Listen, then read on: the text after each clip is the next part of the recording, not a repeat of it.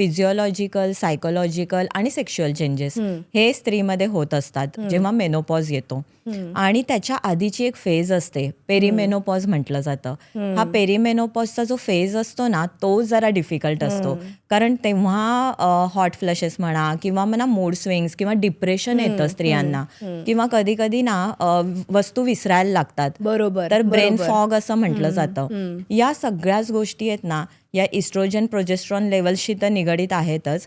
शिवाय जर आयुर्वेदाचा आपण दृष्टिकोन बघितला ना, तर ह्या ज्या कालावधीमध्ये आहे ना, वाताच्या लेवल्स खूप वाढलेल्या असतात खरंय, बॉडीमध्ये.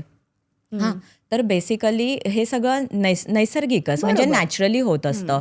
पण आपण त्याला अवॉइड कसं करू शकतो, तर ते आयुर्वेदाने काय सांगितलंय, एक तर मी सांगितलं तसं सगळ्या परिचर्या व्यवस्थित पाळल्या तर बरोबर. आपल्याला हे एवढं फेस करावं लागत नाही.